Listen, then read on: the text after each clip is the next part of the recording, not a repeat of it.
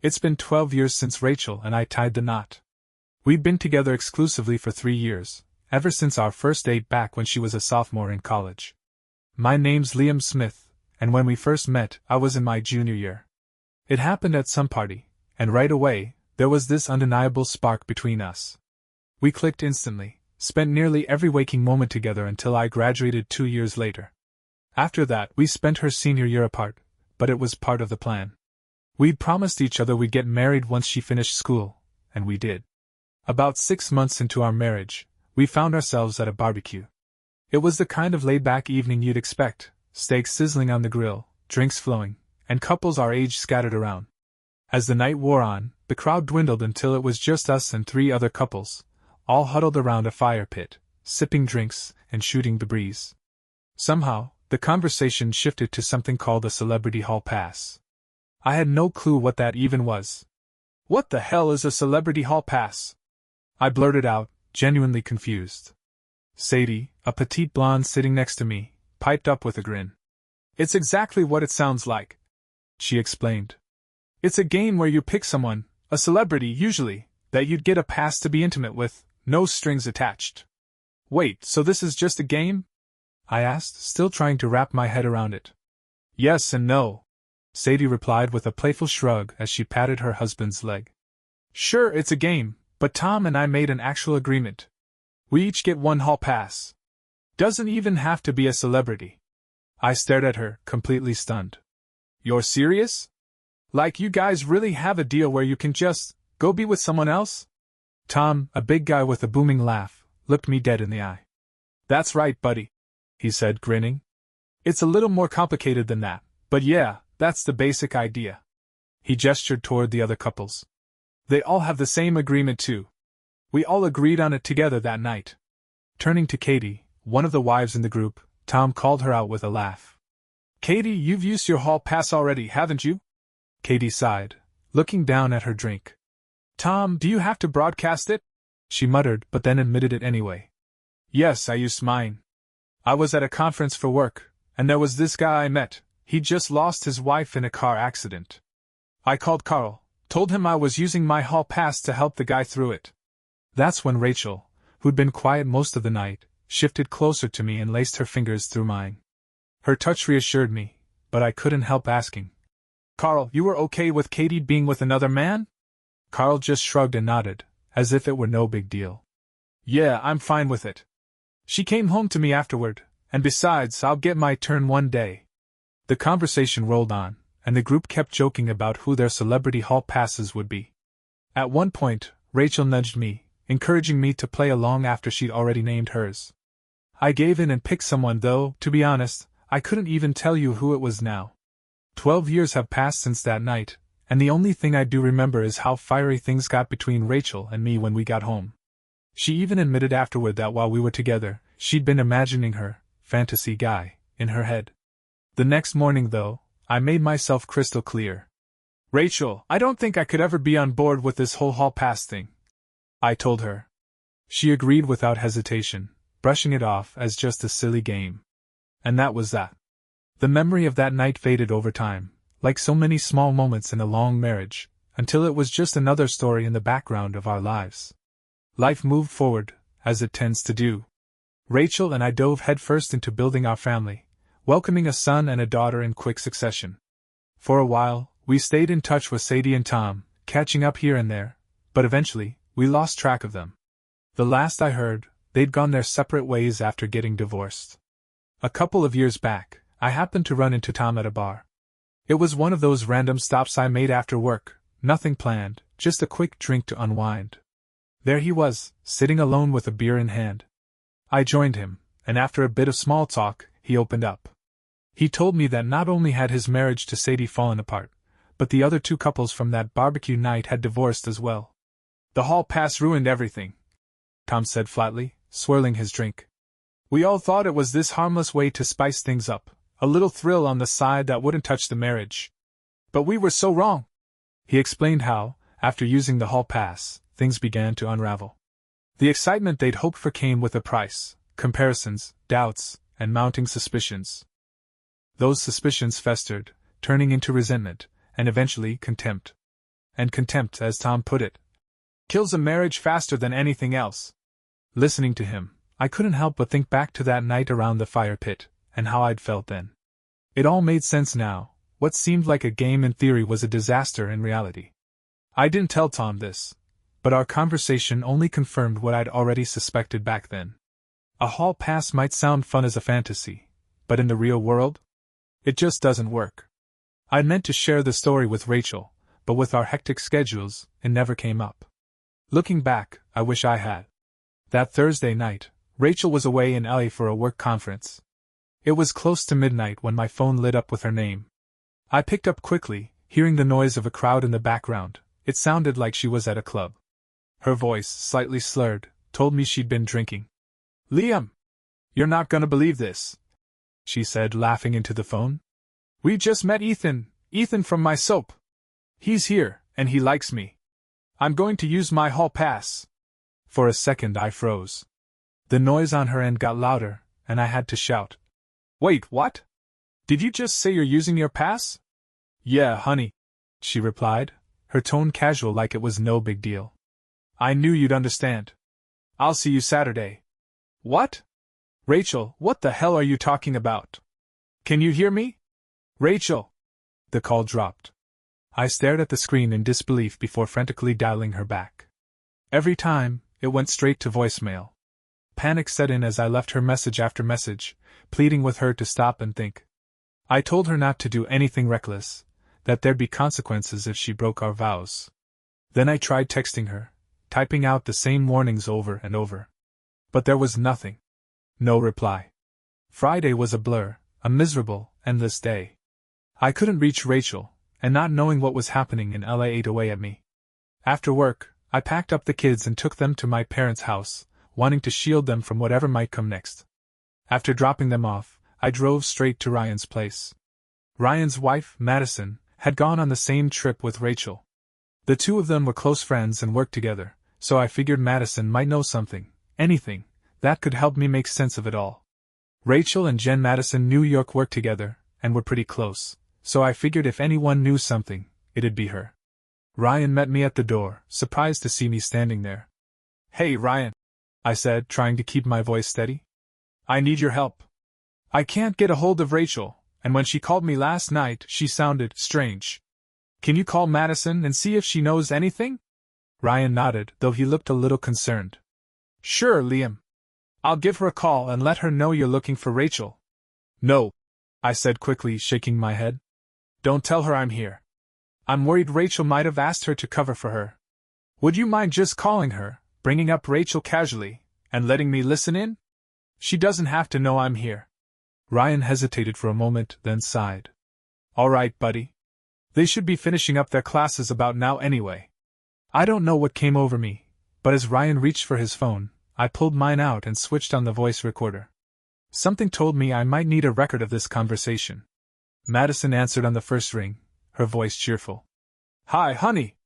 Wow, you must have ESP. I just got back to my room after classes. We've got that dinner tonight, and then I'll see you tomorrow." The two of them chatted for a bit about the conference, and I stood there, trying to keep myself calm. Then Ryan smoothly brought up Rachel. "So, have you seen much of Rachel? Liam called me earlier, left a message saying he couldn't get a hold of her. He asked if I'd talk to you about her." Madison hesitated, and I felt my stomach knot. "Oh God," she said finally. "Don't tell him you talked to me." My heart sank as her words spilled out.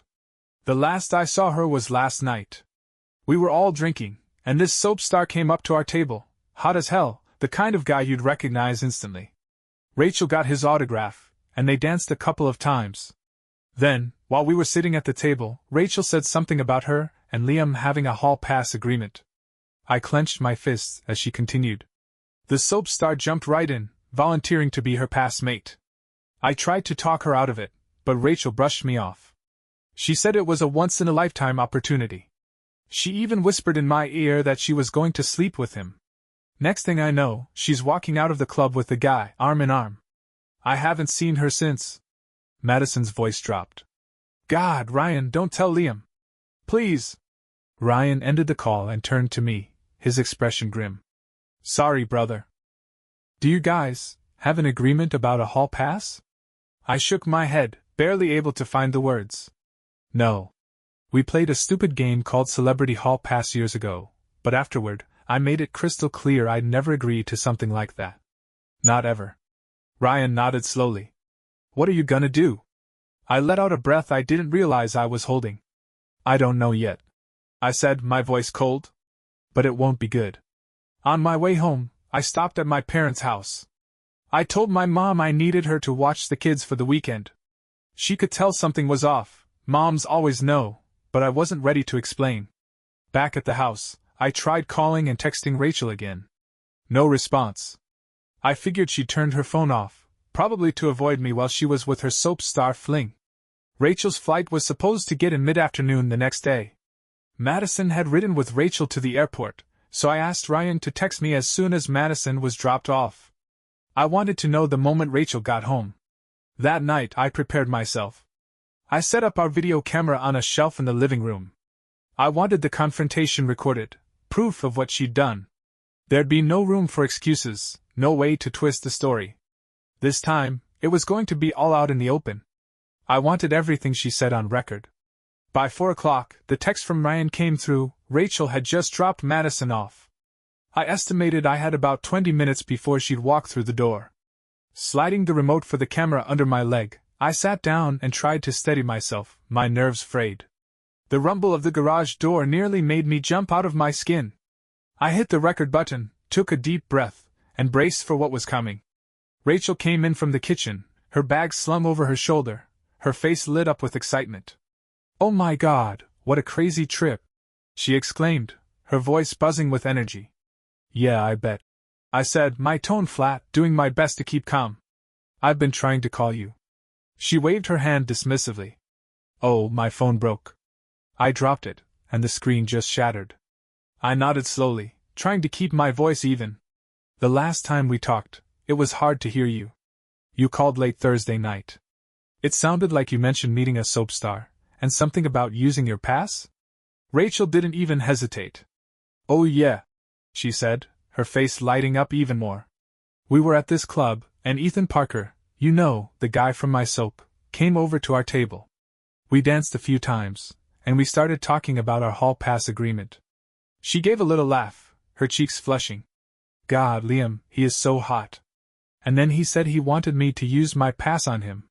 She threw her bag on the floor and leaned toward me like she was sharing some thrilling secret. "That's why I called you. Can you believe it? He's been with all those hot actresses, and he wanted me. He took me to his house and, well, you probably don't want the details." My stomach churned, but I kept my voice steady. No, go ahead. Tell me how this actor used his charm to seduce my wife. Let me hear all about how he got intimate with you like he has with dozens, maybe hundreds, of other women. Rachel didn't pick up on my anger. If anything, she seemed even more thrilled to share. "Oh, he was incredible, Liam. So experienced. He knows exactly what a woman wants. And you know what? He said he took one of those pills. Liam, you should try one of those. He lasted forever." She giggled like a teenager, her eyes sparkling. "Those stories you hear about stars being amazing in bed? They're all true. Damn, he was good." She kept talking, oblivious to the fire building in me. Finally, something in my expression must have registered. She paused, her face softening slightly. "Liam, are you okay?" she asked, tilting her head. "No, Rachel. I'm not okay," I said, my voice low but firm. "My wife is standing here, in our living room, grinning ear to ear as she brags about committing adultery. You're giddy, Rachel, giddy, over sleeping with another man. Do you even realize what you're saying?" Her smile faded, replaced by confusion. "Adultery? What are you talking about, Liam?" she asked, genuinely baffled. "It was a once-in-a-lifetime opportunity. Ethan was my hall pass. I thought you'd be happy for me, that I got to live out a dream fantasy." "A dream fantasy?" I said, my voice rising. "That's what you're calling it. You expect me to be happy that you shattered our wedding vows? That you threw away our marriage for one night with a soap star?" She blinked at me, the concern finally starting to creep into her voice. "Liam, I didn't break our vows. I took a weekend off to live out a fantasy. It's no different than what our friends did." I just used my hall pass. Her expression shifted as she spoke, her earlier excitement giving way to unease. She was starting to realize this wasn't going the way she'd imagined. No, Rachel, that was just a game. And I made it crystal clear that it was nothing more than that. I said, my voice sharp but controlled. I told you I would never violate our marriage vows, and I wouldn't tolerate you doing it either. Rachel threw her hands up in frustration. Liam, if you had the chance to be with a celebrity, I'd be all for it. I don't understand why you can't just be happy for me. I had an experience I'll never forget. Oh, don't worry, Rachel, I replied bitterly. I'll never forget it either. And neither will the family you seem to have forgotten about. I walked over to her and grabbed her hand, slipping her wedding ring off her finger. Did you make love to him with this still on? I asked, holding up the ring. This symbol of our love and commitment to each other? Rachel folded her arms defensively. We didn't make love, Liam. We had intimacy. And yes, I had it on. I thought about taking it off, but Ethan wanted me to leave it on. Of course he did. I snapped. He probably got a kick out of mocking our marriage. Sleeping with a married woman, knowing exactly what that ring stood for. Rachel planted one hand on her hip, her classic, angry stance. I don't know why you're making such a big deal out of this. She shot back. It was just 2 nights. What, do I need to take you upstairs to make it up to you? Thanks, but no thanks, I said coldly. Let me ask you something, Rachel. Did Soap Boy use a condom? Her angry expression faltered for a moment, replaced by confusion. Well, no, she admitted. I laughed bitterly, the sound hollow in the tension-filled room. So, let me get this straight. You let a man have unprotected sex with you, a man who, by your own admission, has probably been with hundreds of women. And since he's a TV star, let's be honest, maybe a few men too. What Hollywood souvenir did he leave you with, Rachel? Some nice little disease you can bring back to our bed? Or maybe something else entirely. You're not back on the pill, are you? Rachel's face paled. No, Liam, you know I'm not. I don't need to be because you. She gasped, the realization hitting her. That's right, I said, my voice thick with sarcasm. Congratulations, Rachel. You might be carrying a TV star's baby. Rachel stood frozen for a moment, clearly doing the math in her head. Then she shook her head quickly. No, I had my period last week, she blurted out. I won't be fertile until later this week. How convenient that you're only considering that now, I said, shaking my head. But biology doesn't care about your calendar, Rachel. That soap star might have left enough behind to beat the odds. So, tell me, how many times did he skip protection with you? She narrowed her eyes, her voice rising again. Liam, you're making way too big a deal out of this. Too big a deal? I shot back. You're saying I shouldn't be upset that my wife just committed adultery, and is throwing away our family for a cheap thrill? Rachel stomped her foot like a child having a tantrum. I told you, it wasn't adultery. I used my hall pass. I even called you and told you I was using it. I stared at her, incredulous. And that's the problem, Rachel. You used something that doesn't exist. I never agreed to a hall pass. I never gave you permission to quit our marriage and tear apart our family. Rachel sighed dramatically and shook her head, exasperated. Quit being so damn dramatic, Liam. I really thought you'd be happy for me. I guess I was wrong. She turned and waved dismissively. I'm done talking about this. Where are the kids? Rachel asked, her voice edged with concern. They're at my parents' house, I replied flatly. I didn't want them here while we discussed our divorce. Her face paled. What? What do you mean by divorce? You're going to divorce me over this? No, no, no. We are not getting a divorce. I took a deep breath, keeping my tone calm and steady as I looked her directly in the eyes. Rachel, you made your choice. Now I'm going to make mine. She threw her hands up, her frustration boiling over. That's ridiculous. You're seriously telling me you're going to throw away our family over this? This is not a big deal. You're just going to have to get over it. She screamed, her voice echoing through the house. I didn't say another word. I turned and calmly walked upstairs to the guest bedroom, locking the door behind me. For over an hour, she pounded on the door, yelling at me, begging me to come out so we could talk. I stayed silent, staring at the ceiling and letting her words bounce off the walls like background noise. The next morning, I got up early and slipped out of the house before she woke up. I drove to my parents' house, the weight of the situation pressing down on me. When I walked into the kitchen, my dad was already up, sipping his coffee. The rest of the house was still asleep. I poured myself a cup and sat down across from him. Over the next half hour, I laid it all out. Every detail. Rachel's call from the club, her confession, the fight we had, and her complete lack of remorse. Dad didn't interrupt once. He just listened, nodding now and then, his face unreadable. When I finished, he set his coffee mug down and leaned back in his chair. "What a cheating woman," he said finally, shaking his head. "Dad?" I asked hesitantly. "What would you do in my situation?" He let out a long sigh, his eyes narrowing as he thought. "Son, you've got to understand, it was a different time when I was your age. This kind of thing wasn't so normalized. These days, people act like it's no big deal. But if your mother had done something like this to me..." He paused, his voice lowering. "I'd have put a bullet in her head." I stared at him, stunned by his bluntness. "But," he continued, softening his tone, "you've got to do what's right for you. No one else can tell you what that is." I looked down at my coffee, my thoughts swirling. "Dad, I don't think I can get past this," I admitted quietly. She knew how I felt about infidelity. I thought she felt the same way. I mean, what was the point of that prenup her mom made us sign?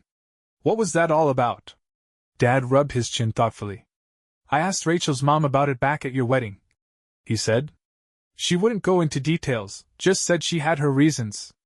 I nodded, remembering what Rachel had told me years ago. Rachel said her mom caught her dad cheating on her multiple times. That's why she wanted the prenup, to protect her daughter from going through the same thing. Funny how Rachel seems to have forgotten all about that now. Dad let out a low chuckle. "I'm sure you're going to remind her of it." "Oh, yeah," I said, smirking bitterly. "But not right away. I want to see what she does next. She kept saying it was no big deal and I just needed to get over it. Dad, I honestly don't think she's sorry for what she did. I don't even think she believes she did anything wrong." Dad nodded slowly, his expression somber. "That's the hardest part, son. Knowing someone you love doesn't even see the damage they've done." It wasn't until after 10 in the morning that my phone started blowing up. Rachel was calling and texting nonstop, asking where I was.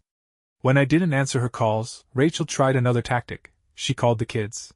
Julie, our teenage daughter, wandered into the kitchen, yawning and rubbing her eyes. "Dad, Mom wants to know where you are and why you're not answering her calls." I set my coffee down. "What did she tell you?" Julie raised an eyebrow. "That's funny. That's exactly what she asked me.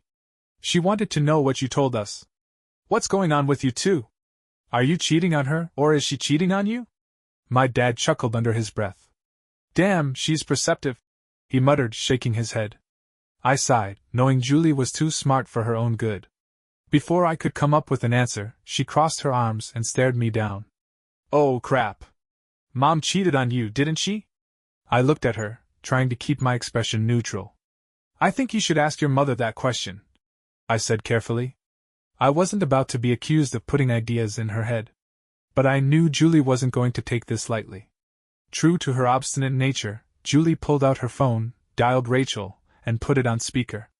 "Dad's here," she said bluntly. "Did you cheat on him?" Rachel's voice came through the speaker, sharp and defensive. "Julie, what are you talking about? Whatever he said is not true.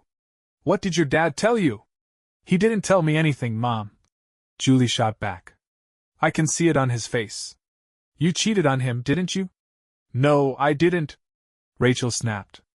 "And if he says I did, it's a lie." "Okay, Mom," Julie said, her voice dripping with sarcasm. "You sound guilty to me." With that, she ended the call and set her phone down on the counter. "Sorry, Dad," she said, shaking her head. "I can't believe she did that to you. I assume you're going to divorce her. You've always preached honesty and morality. I don't blame you if she cheated on you." Julie's face was somber as she turned and walked back upstairs without another word. Dad watched her go and nodded in approval. "Your kid's got a good head on her shoulders," he said. "Mature way beyond her years. She'll get through this fine." "I'm not sure I will," I admitted, my voice heavy with doubt. About 30 minutes later, there was a loud knock at the front door. Dad got up to answer it, and I stayed in the kitchen, listening. "Rachel, you don't want to be here right now," I heard him say. "I'm sorry, but you're not welcome in this house today." "Mr. Butler, I don't know what your son told you, but he made it up," Rachel replied, her voice growing louder. "I haven't done anything." "Whatever you say, Rachel," Dad said firmly. "But you're still not welcome here. Tell him I didn't do anything.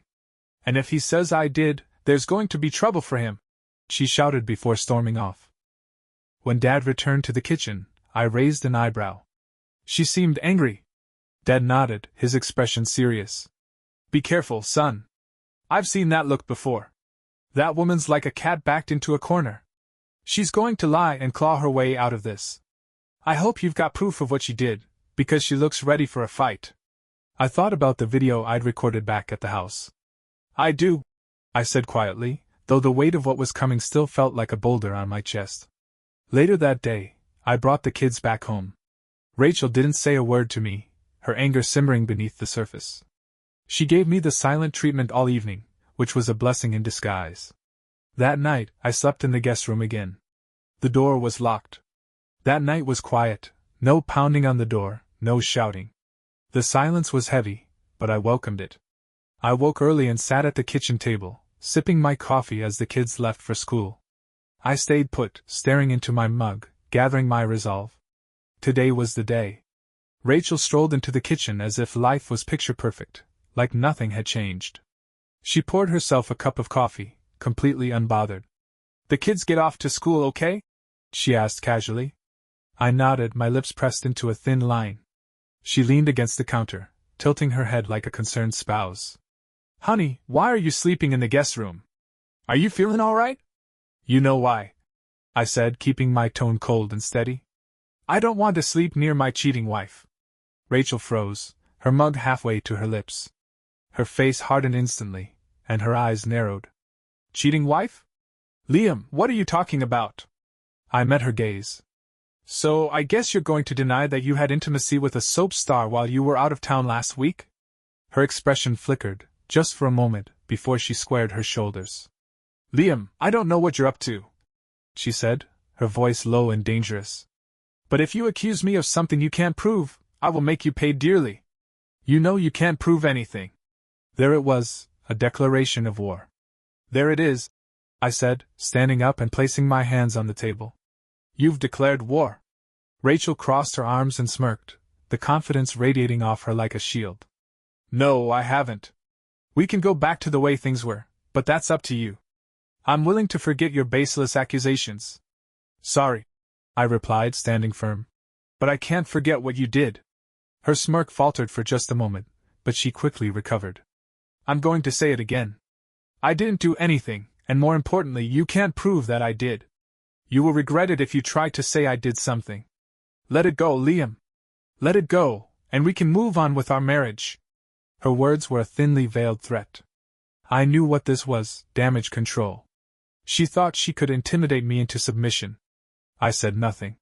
I simply got up, grabbed my car keys, and walked out the door as if I was heading to work. I had other plans. I had already called in sick, so I parked a few blocks away and waited. Rachel, as predictable as ever, left for her job as an associate principal at her usual time. Once she was gone, I drove back home and let myself in.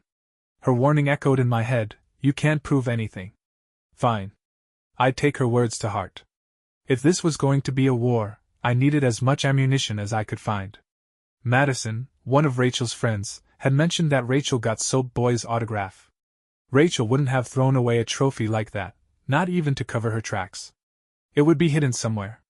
It took me 2 hours of careful searching, but I found it, an old briefcase shoved into the back of her side of the closet. It was locked, but Rachel wasn't exactly creative. She always used the same code for all her briefcases. Click. The lock popped open. Inside, buried under several folders, was the prize. It was a standard publicity photo of Ethan Parker, the soap star she couldn't stop gushing about. His signature on the front read, "To my friend Rachel, Ethan Parker." But the real gem was on the back. Scrawled in bold, confident handwriting was another note, "You were great in bed. Joshua." I stared at it for a long moment, my jaw tightening. Then I took out my phone and scanned the picture. After carefully placing it back in its hiding spot, I left the closet and headed to my desk. I spent the next hour gathering my arsenal. The scan of Soap Boy's picture. A copy of our prenup. The recording of Madison's phone call, confirming Rachel's story. The video of Rachel's giddy, detailed confession in our living room. I backed up everything onto 2 flash drives. My final stop was the office of a well-known divorce lawyer, Vicky Sampson. She had a reputation for being ruthless, a woman who could dismantle a cheating spouse's life with surgical precision. Vicky leaned back in her chair as I finished laying out the whole story. She listened without interrupting, her sharp eyes gleaming with anticipation. When I was done, she smiled, a sly, calculating smile that made it clear I'd come to the right place. "I love this," she said, folding her hands on her desk. "You, my friend, are evil. Set the trap and spring it when there's no turning back. But," she added, her tone turning serious, "you know this won't be easy. It's going to get uncomfortable for you before we show the proof." "I know," I replied. "But I'm ready." She nodded, already planning her strategy. "Good. Let's make sure she's not. Everyone is going to think you're lying or crazy," Vicky said, leaning back in her chair. Her eyes gleamed with the sharp, predatory look of someone who lived for cases like this. "Good," I replied. "I want her to think she has the upper hand, right up until the very end." She nodded, clearly pleased. "You're playing this smart. I'll get the paperwork ready and have her served at school. But in the meantime, there are a couple of things I need you to do." "Anything," I said, my resolve steady. "First, check your credit card bills. We need to find out which club she hooked up with her soap star. That'll help establish a timeline. Second, get access to her iCloud. I'm betting there's a selfie or 2 with Ethan Parker. She's probably wiped anything incriminating off her phone, but people always overlook the cloud. With any luck, the evidence is still there." I left her office with a sense of purpose, rushing back home to dive into the task. Rachel's laptop was sitting right where she always left it. I took a deep breath and opened it. Surprisingly, getting into her iCloud was easier than I expected. She hadn't even bothered changing her password. Hidden in her pictures folder, I found exactly what I was looking for. 3 photos stood out like neon signs, 2 of Rachel with Soap Boy, smiling and cozy, and one of the 2 of them with her friend Madison. The 3rd photo was the jackpot. Plastered on the wall behind them was the name of the club. I copied everything to a flash drive and sat back for a moment, staring at the screen. There it was. Proof. Irrefutable evidence of her lies. I exhaled deeply, my chest tightening with both relief and anger. When I showed Vicky the photos, she smirked like a wolf circling her prey. "Beautiful work. Now listen carefully. Do not tell anyone about these photos. Not your kids, not your parents, no one. She thinks she's winning right now, and that's exactly how we want it. We're serving her at school on Friday afternoon. That gives you time to get the kids to your parents for the weekend." I nodded. "And one more thing," she added. "No matter what she says or does, do not move out of the house. It's your home, too, and leaving it could damage your case. Stay calm, stay quiet, and stick to the plan." I followed her advice to the letter. Friday came quickly. I dropped the kids off at my parents' house and ignored Rachel's increasingly frantic calls and texts. I had just returned home when I heard the garage door rumble open. I set up my phone to record, placing it discreetly on the coffee table. Rachel stormed into the living room like a tornado, her heels clicking furiously against the hardwood. "You son of a b***********, she screamed, her face twisted with rage. "What the hell do you think you're doing?" I started to respond, but she cut me off. "You just couldn't let it go, could you? What is it, Liam? Is your fragile little male ego that damaged? You humiliated me in front of my staff. Do you have any idea what you've done? You're going to pay for this." She paced the room, throwing her arms up dramatically. "You want a divorce? Fine.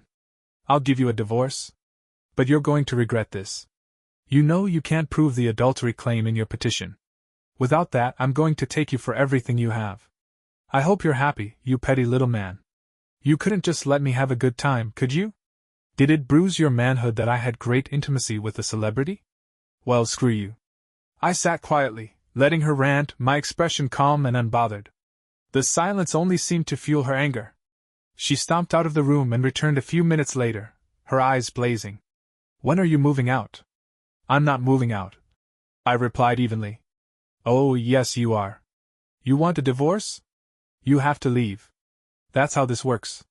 I just smiled at her, the kind of smile that said I wasn't going anywhere.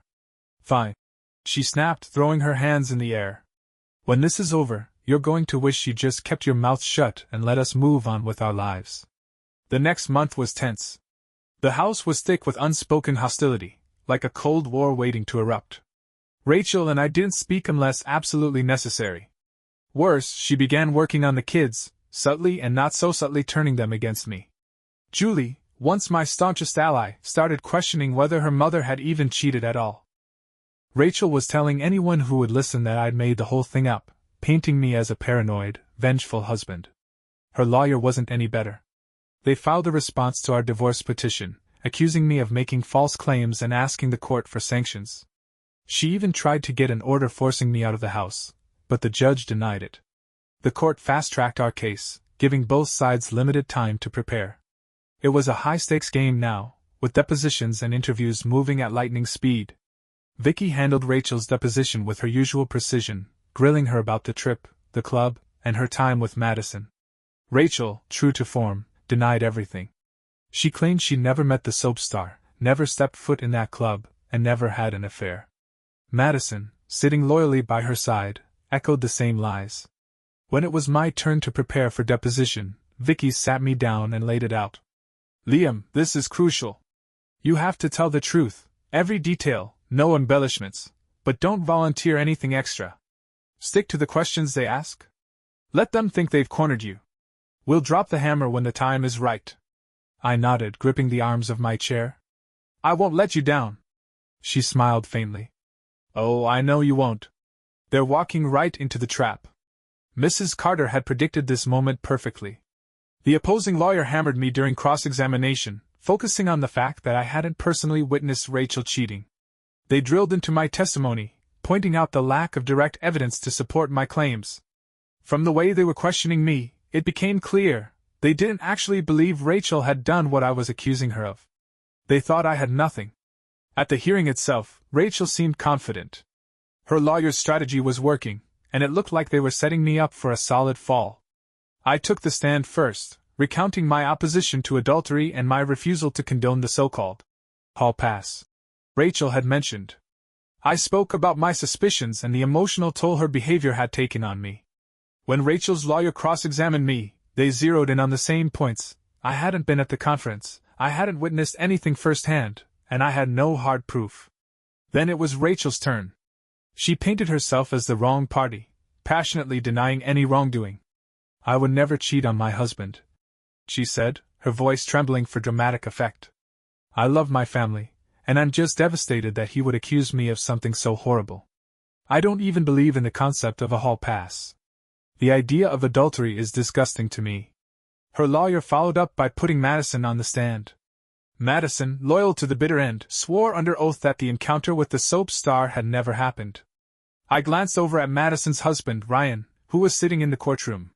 He avoided my eyes, staring down at his lap as Madison answered every question with what I knew were carefully rehearsed lies. But things started to unravel when Mrs. Carter stepped up for cross-examination. "Mrs. Green," she began, her voice calm but sharp as a blade. "You testified that Rachel never left the hotel with the soap star. Do you stand by that statement?" "Yes," Madison replied, though her voice wavered slightly. Mrs. Carter leaned in. "And you never called your husband, Ryan, to tell him Rachel left the conference with this man?" Madison hesitated, her eyes darting briefly toward Ryan. "No," she said, but the nervousness in her voice was palpable. Mrs. Carter pressed her, her tone growing firmer. "You're under oath, Mrs. Green. Are you absolutely certain you didn't make that phone call?" Madison squirmed in her seat, but she stuck to her story. "I didn't call him." When she stepped down, Rachel and her lawyer exchanged smug smiles, clearly thinking they had this in the bag. Rachel's lawyer rose confidently and announced, "Your Honor, the defense rests. We have no further evidence." That's when the fireworks started. Rachel's lawyer immediately pivoted to demanding sanctions. Your Honor, he said, the claims made by Mr. Becker are baseless. He has not provided a shred of credible evidence to support his accusations. We request that the court dismiss these claims and impose appropriate sanctions for this malicious attempt to tarnish my client's reputation. The judge turned to Mrs. Carter, who remained seated, her expression calm and composed. Counselor, the judge said sternly, I have to admit, I'm inclined to agree. You've failed to produce any evidence to substantiate your claims. Mrs. Carter stood slowly, her posture radiating confidence. Your Honor, we have rebuttal evidence. The courtroom went still. Rachel's lawyer shot out of his seat, his face red with anger. I object. They didn't disclose any rebuttal evidence. This is completely inappropriate. Mrs. Carter didn't flinch. Your Honor, rebuttal evidence does not need to be disclosed beforehand. If their witnesses had told the truth, there would be no need for it. The judge raised an eyebrow, clearly intrigued. Overruled. Proceed, Mrs. Carter. She turned to the court with a grin that could have sliced steel. Thank you, Your Honor. I would like to call our private investigator to the stand. The investigator, a middle-aged man with a calm demeanor, took the oath and settled into the witness chair. State your name and occupation for the record, Mrs. Carter began. After he answered, she launched into her questioning. Did you investigate the claims of adultery made against Mrs. Butler? Yes, I did. And what did you find? The investigator cleared his throat and spoke confidently. I found that the actor Ethan Parker was in Europe at the time of the conference. He could not have been at the hotel or the nightclub in question. My heart stopped for a moment. What was Mrs. Carter doing? Rachel's lawyer shot out of his chair again. Your Honor! This is an admission that their entire case is based on a lie. We demand an immediate dismissal and sanctions against Mr. Becker. The judge raised a hand to silence him. Mrs. Carter? She smiled, her tone icy and deliberate. No, Your Honor. We are not saying Mrs. Butler didn't commit adultery. We are simply stating that it wasn't with Ethan Parker. The courtroom erupted in whispers, and Rachel's smug expression faltered for the first time. Continue, the judge said, leaning forward slightly. Mrs. Carter reached into her folder and pulled out a stack of papers. Your Honor, the investigator uncovered evidence that Mrs. Butler attended a nightclub during her conference. In that club, she met another man. We have photographs, receipts, and other corroborating evidence that place her there. And while Mr. Morrow was not the man involved, we have reason to believe the individual in question was an employee of the club, a man with no public profile but a significant connection to Mrs. Butler that evening. Rachel's lawyer looked like he'd swallowed a lemon. Your Honor, I object. Overruled. The judge snapped, clearly irritated by the interruption. Mrs. Carter continued, her voice cutting through the tension like a knife. Furthermore, Your Honor, we have additional photographic evidence from Mrs. Butler's iCloud account that she failed to disclose during discovery. These photos directly contradict her testimony and the testimony of her witness, Mrs. Green. Rachel's face turned ghostly pale, and she visibly shrank in her seat. Her lawyer leaned over to whisper furiously in her ear, but she was too stunned to respond. The judge's gaze hardened as he turned to Rachel's lawyer. Counselor, I suggest you prepare your client for what's coming next. Madison was called back to the stand, her confidence visibly shaken. My lawyer wasted no time. Mrs. Green, she began, her tone sharp. I'm going to ask you again, were you with Mrs. Butler at the conference, and did you meet the man you believed to be Ethan Parker? Madison, still clinging to the thread of her story, shook her head. No, we didn't meet him, she said, her voice barely above a whisper. My lawyer didn't flinch. And did you, or did you not, call your husband, Ryan, and tell him that Mrs. Butler left the conference with another man? Madison hesitated, glancing nervously at Ryan, who was sitting in the back of the courtroom. I did not make that call, she said, her voice trembling slightly. Mrs. Green, my lawyer said, her voice steely. You are under oath. Are you absolutely certain that you did not make that call? Madison stuck to her lie, but the cracks in her composure were showing. I didn't make the call, she repeated, though her words wavered. I turned in my seat to look at Ryan. His head hung low, and then he mouthed, I'm sorry. I leaned back, looked him dead in the eye, and mouthed back, no, you will be. That's when my lawyer reached into her folder and produced the flash drive. Your Honor, she said, we would like to present new evidence. With the court's permission, we'd like to play an audio recording. Rachel's lawyer shot out of his chair. Objection, Your Honor. This is ambush evidence. We weren't provided with this recording in discovery. Mrs. Carter didn't miss a beat. Your Honor, my client was an invited guest in the Greens' home. The call in question was made within earshot of my client, who had every right to hear and record it. This evidence is both admissible and relevant to the witness's credibility. The judge considered for a moment, then nodded. Overruled. Play the recording. The courtroom went silent as my lawyer hit play. Madison's voice filled the room, crystal clear. Ryan, you're not going to believe this. Rachel just left with that soap star. She didn't even try to hide it. The blood drained from Madison's face. Rachel's lawyer jumped up again. Your Honor, this is highly prejudicial. The judge silenced him with a glare. Sit down, counselor. Mrs. Green, is that your voice on the recording? Madison slumped in her seat, defeated. Yes, she muttered. And you still maintain, under oath, that you didn't make this call? Madison looked like she wanted to vanish into thin air. I'm sorry, she whispered. The judge turned to Rachel, who was pale as a ghost.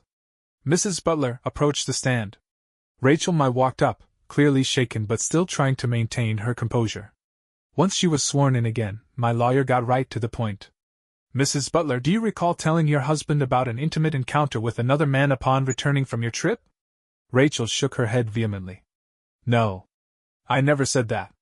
I would never admit to something that didn't happen. My lawyer smiled, as though she had been waiting for that exact answer. Your Honor, we'd like to present rebuttal evidence in the form of a video recording. Rachel's face turned ashen. What video? She stammered. The judge gestured for the bailiff to display the video on the courtroom's monitor. It was a recording from our living room, the one I had secretly set up when Rachel came home from her trip. The video showed her, drunk and laughing, vividly describing her night at the club and her intimate encounter with the man she believed to be Ethan Parker. The courtroom erupted in murmurs as Rachel's voice echoed through the speakers. Rachel's hands flew to her mouth as she gasped. Tears streamed down her face as the selfies and the signed publicity photo from the club were entered into evidence. When the video ended, the judge raised a hand to silence the room. Mrs. Butler, he said, his voice cold and unforgiving. Do you still maintain that you did not commit adultery? Rachel broke down, shaking her head as sobs racked her body. I didn't know he wasn't Ethan Parker, she choked out. Mrs. Carter stepped forward unfazed. Your Honor, we'd like to recall our investigator to clarify the identity of the man in question. The investigator returned to the stand and presented a series of surveillance photos from the nightclub. As the evidence shows, the man Mrs. Butler left with that night is not Ethan Parker. He is a look-alike, known for impersonating celebrities. In fact, he's a con man who preys on married women. He's also been diagnosed with multiple STDs. The courtroom gasped, and I couldn't help but glance at Rachel. The look of sheer horror on her face was priceless. After a short recess, the judge returned to deliver his ruling. His face was stern as he spoke.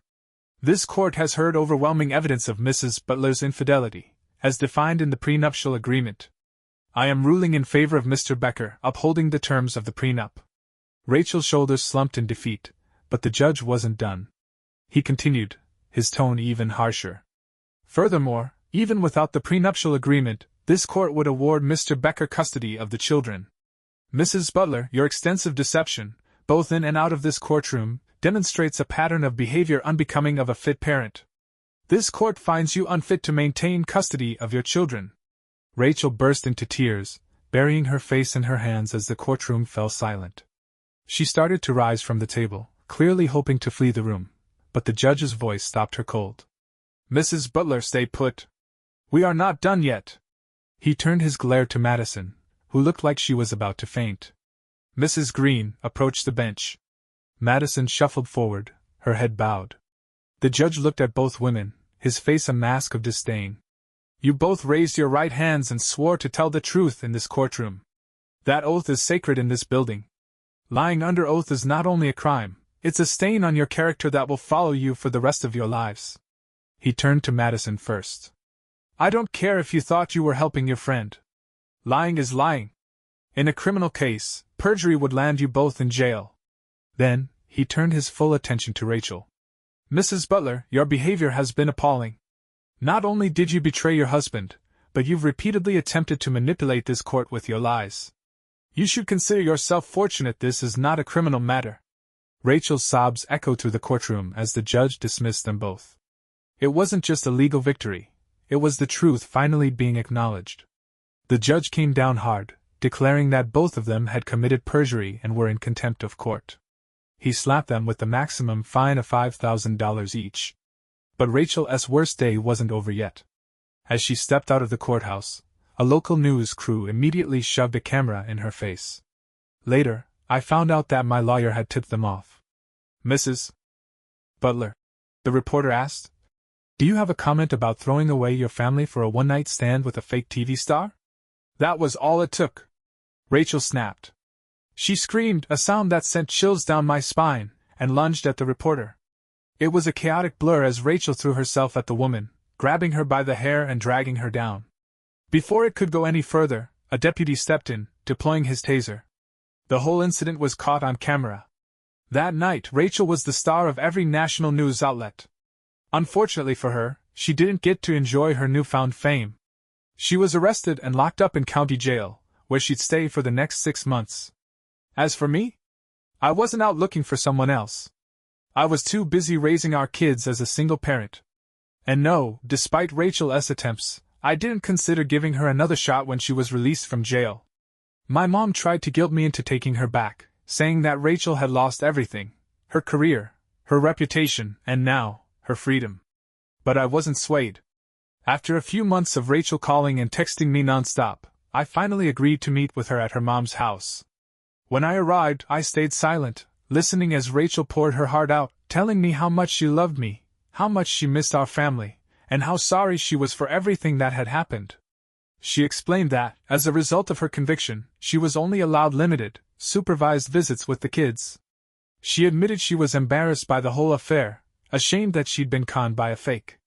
And then, she did what I expected, she begged me to take her back, promising she'd be the best wife ever.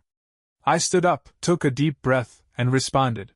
"Rachel, that was quite a speech. I believe you mean every word of it. You apologized for lying, you said you missed our family, you said you love me. I believe you. But there's something you didn't say, and that's what really matters. You've never once apologized for breaking our vows. I don't think you regret what you did. You're sorry it didn't work out with your so-called dream guy, but you're not sorry about cheating on me, or even about cheating at all." I paused, giving her a look that said it all. "The answer to your question is no, and hell no. I'm not taking you back, now or ever. And I want you to stop contacting me. If you don't, I'll be forced to renew the restraining order I got when you were arrested." Rachel stood up, tears streaming down her face, her voice shaking. "I'm sorry," she whispered. "I'm sorry I enjoyed it. Is that what you wanted to hear?" I shook my head, unable to hide my frustration. "Rachel, we're done. Go live your life. It won't be with me." And with that, I turned and walked out the door, ignoring her cries and the desperate grip of her mom holding her back. So, that's the end of the story. Was it what you expected, or did it take a twist you didn't see coming? I'd love to hear your thoughts. Leave a comment below, and let's get a conversation started. If this story kept you hooked, make sure to hit that like button. And if you're new here or haven't subscribed yet, now's the time to join the community. I bring fresh, captivating stories every day, so hit subscribe and turn on notifications so you never miss out. Thanks for watching, and I'll see you in the next one.